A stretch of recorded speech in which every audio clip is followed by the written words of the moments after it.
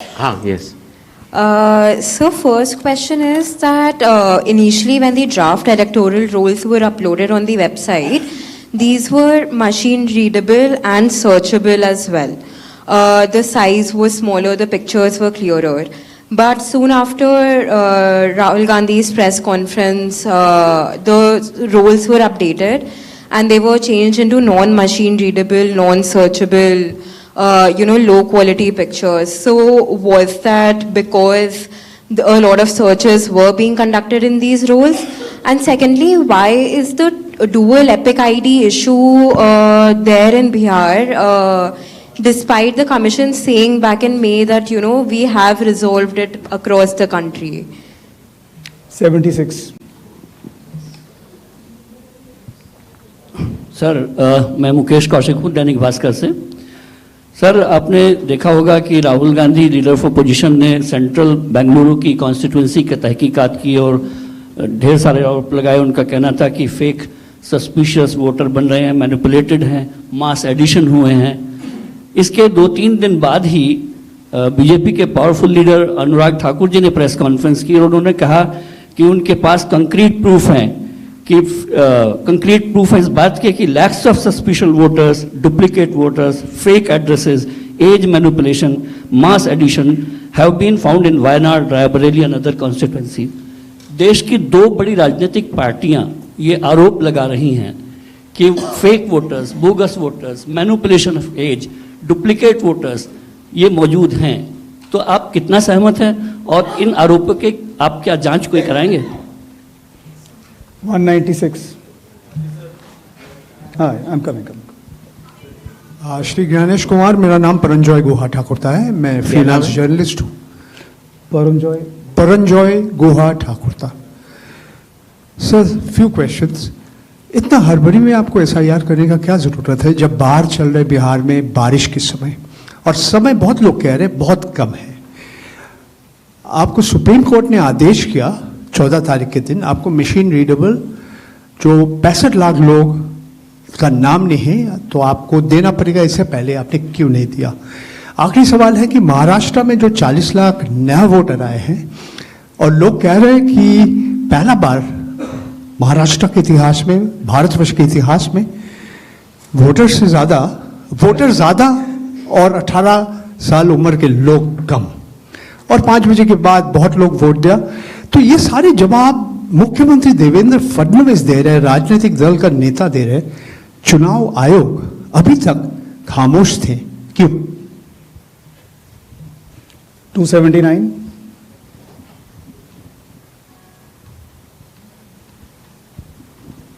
Sir, मैं पीयूष पांडे हूं TV9 Bharatvarsh से। मेरा सवाल ये है कि AI और डीप फेक जैसे तकनीकी खतरे भी मंडरा रहे हैं, राजनीतिक दल उसका प्रयोग भी कर रहे हैं।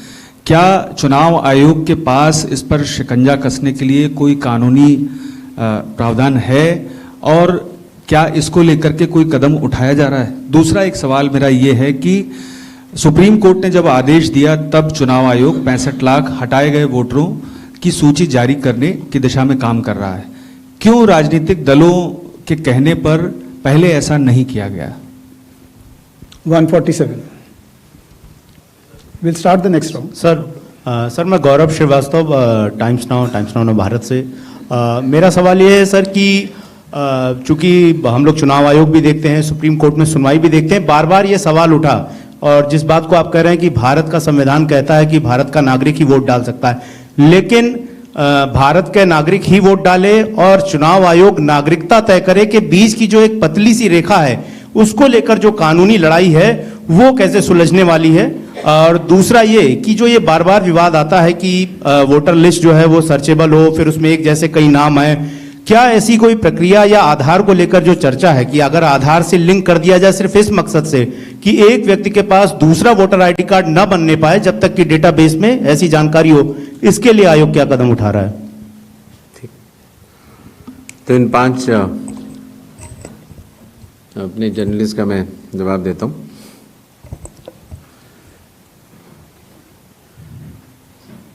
मशीन रीडेबल मतदाता सूची और सर्चेबल मतदाता सूची दोनों में हमें अंतर समझना होगा। जो चुनाव आयोग की वेबसाइट में मतदाता सूची होती है, उसमें आप एपिक नंबर डाल के सर्च कर सकते हैं, डाउनलोड भी कर सकते हैं। इसको मशीन रीडेबल नहीं कहा जाता। मशीन रीडेबल के ऊपर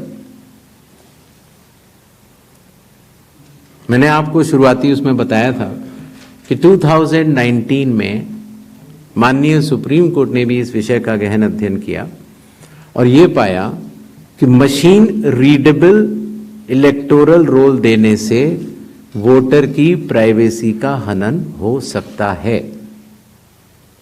इसलिए मशीन रीडेबल एक अलग चीज है। जो मशीन रीडेबल का अर्थ ये होता है कि आप उस इलेक्टोरल रोल को पढ़ भी सकते हैं। उसमें अगर आपके पास कंप्यूटर पे वो लिस्ट सूची आ गई तो आप ये फोटो उठा के दूसरी जगह भी डाल सकते हैं। अगर आपने एक व्यक्ति की फोटो दूसरी जगह डाल दी और पलट दी तो वो व्यक्ति वोट ही नहीं कर पाएगा, क्योंकि जब वो वोट करने जाएगा तो उसका चेहरा नहीं मिलेगा। तो मशीन रीडेबल एक अलग चीज है, मशीन रीडेबल वर्जित है। तो उसको आप, ये चुनाव आयोग का अकेला फैसला नहीं है, ये चुनाव आयोग का फैसला माननीय सुप्रीम कोर्ट के जजमेंट के बाद है और 2019 से है। तो मशीन रीडेबल अलग चीज हो गई और एक लिस्ट को सर्च करना वो एक अलग विषय हो गया। जब आप एक लिस्ट को सर्च करते हैं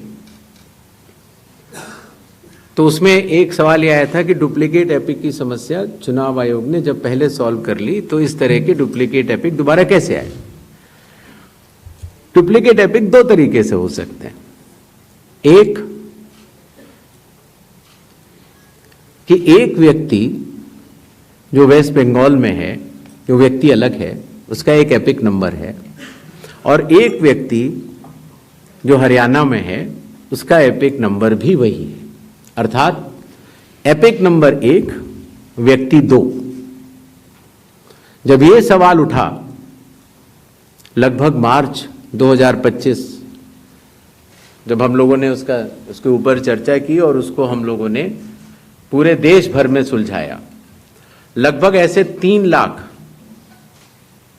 लोग मिले जिनकी एपिक संख्या 1 थी।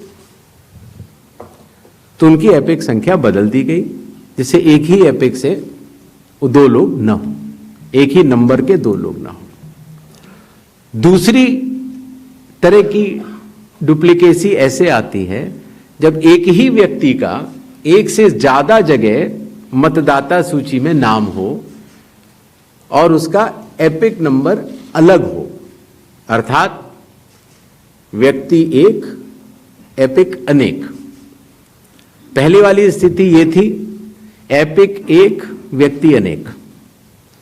तो एपिक 1 व्यक्ति अनेक की समस्या तो चुनाव आयोग ने पहले सुलझा ली, लेकिन जब ये विषय आया कि एक ही व्यक्ति और उसके कई एपिक्स हैं, तो कुछ केसेस में जब शिकायत आई तो हम लोगों ने तहकीकात की तो ये समझ में आया कि जो व्यक्ति, जैसे मैंने आपको बताया था कि अगर वो गांव में रहता था तो वहाँ उसका एक जगह नाम था, फिर वो शहर में आया, फिर वो वहाँ से चलते चलते दिल्ली या बम्बई पहुँच गया और उसने अपना पुराना नाम डिलीट नहीं कराया। पहले ये संभव नहीं था। 2003 से पहले नाम अगर आपको पुरानी जगह से कटवाना है तो कोई वेबसाइट नहीं थी इलेक्शन कमीशन की जिसमें एक ही जगह सारा डेटा हो। हर स्टेट की अलग अलग वेबसाइट थी।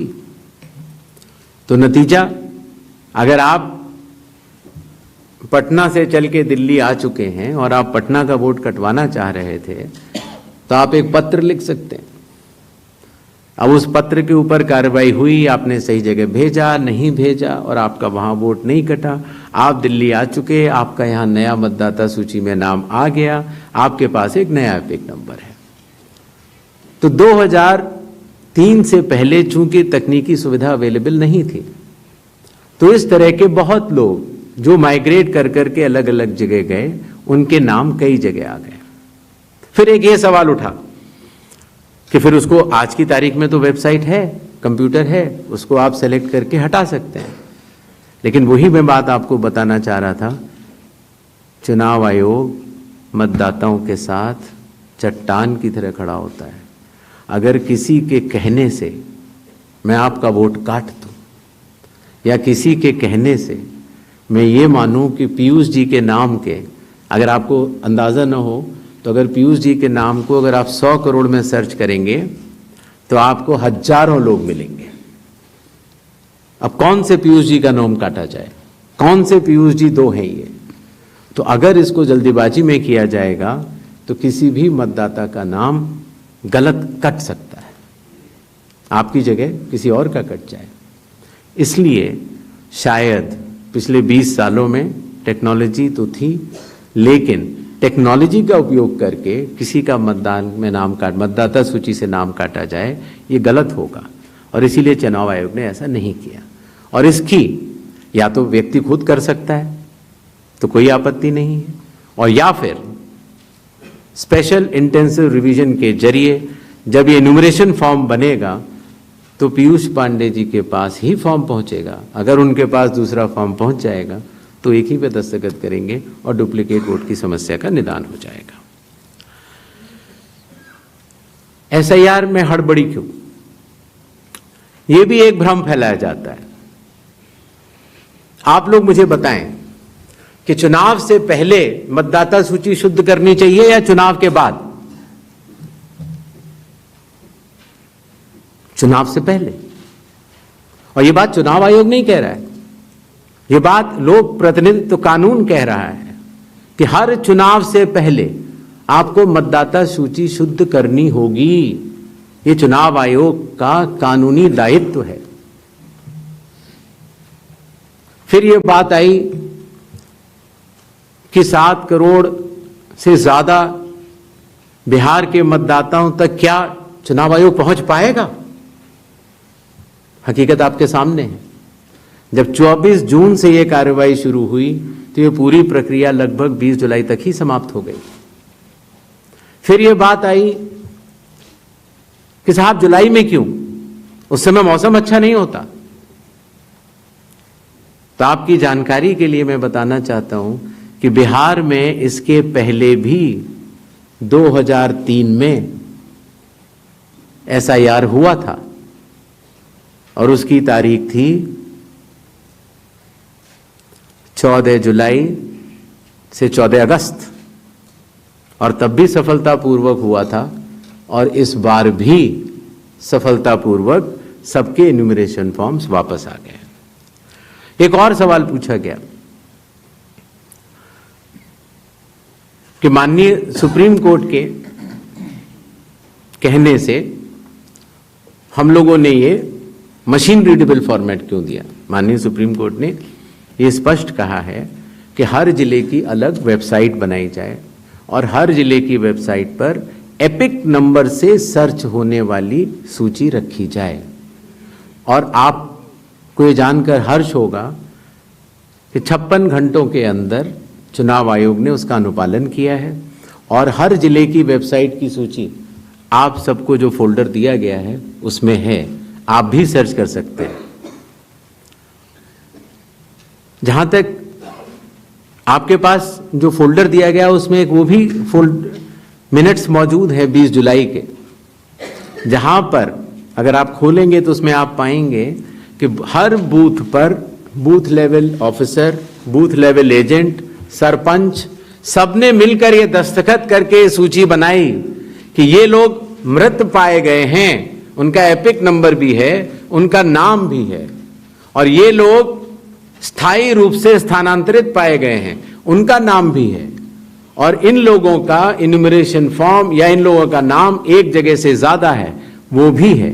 आप उस सूची को देखें तो ऐसा नहीं है कि चुनाव आयोग ने ये लिस्टें साझा नहीं की थी, लेकिन चूंकि इसका अंतिम निर्णय अभी ईआरओ ने नहीं लिया था, इसीलिए ये सूचियां राजनीतिक दलों को दे दी गई थी। और कुल मिला के जिन लोगों के इन्यूमरेशन फॉर्म नहीं आए वो 1 अगस्त को जब ड्राफ्ट लिस्ट दी गई थी राजनीतिक पार्टियों को, वो भी दस्तावेज आपको दिए गए हैं जिसमें कि हर पॉलिटिकल पार्टी ने साइन करके ये लिस्ट ली है, जिसमें कहा है कि ये वाले नाम तो आ चुके हैं प्रारूप सूची में और ये वाले नाम नहीं आए हैं। हर जिला प्रेसिडेंट ने उस लिस्ट को सत्यापित किया है 1 अगस्त को और अपने टेस्टिमोनियल्स भी दिए हैं। तो ये सूचना और भी लोगों तक पहुंचे, आप तक भी पहुंचे। चुनाव आयोग तो पारदर्शिता का स्वागत करता है और ये बहुत ही अच्छी बात है। शायद इससे अगर कुछ लोग जो छूट गए हों, अगर वो नाम दे पाए, तो चुनाव आयोग का तो नारा है हर पात्र मतदाता को सूची में लाना है और हर अपात्र मतदाता को सूची से हटाना है। तो उस उद्देश्य में ये हमारी मदद कर रहा है। एआई और डीप फेक हमारे लिए वास्तव में चुनौती है। अभी कल किसी एक ट्विटर हैंडल पर एक एआई जनरेटेड वीडियो थी जो कि सत्य से परे, लेकिन इस तरह की चुनौतियों का सामना करने के लिए चुनाव आयोग तो भरसक प्रयास करेगा, लेकिन कानून के दायरे में ही रहकर कर सकता है।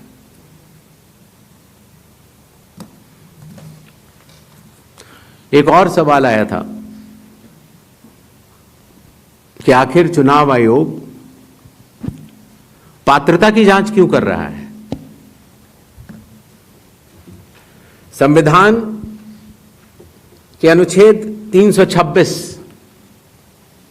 में हर मतदाता की पात्रता स्पष्ट रूप से लिखी गई है और वो पात्रता ये कहती है कि मतदाता सूची में नाम आने के लिए सिर्फ भारत के नागरिक और 18 वर्ष की आयु पूरे कर चुके व्यक्ति ही पात्र हैं। रेजिडेंसी लॉज भी हैं जो कि अलग कानून में बनते हैं, जो कि ऑर्डिनरी रेजिडेंट हैं, या कोई व्यक्ति जो संविधान या किसी कानून के अनुरूप उसको वर्जित किया गया है चुनाव लड़ने के लिए, उनका नाम नहीं आ सकता। तो आर्टिकल 326 जो कि चैप्टर इलेक्शंस के अंदर आता है, जो कि हम यहां पर आपके समक्ष बैठे चुनाव आयोग की एक संवैधानिक जिम्मेदारी है, हम उसको निभाने के लिए पात्रता की जांच कर रहे हैं। नेक्स्ट 187.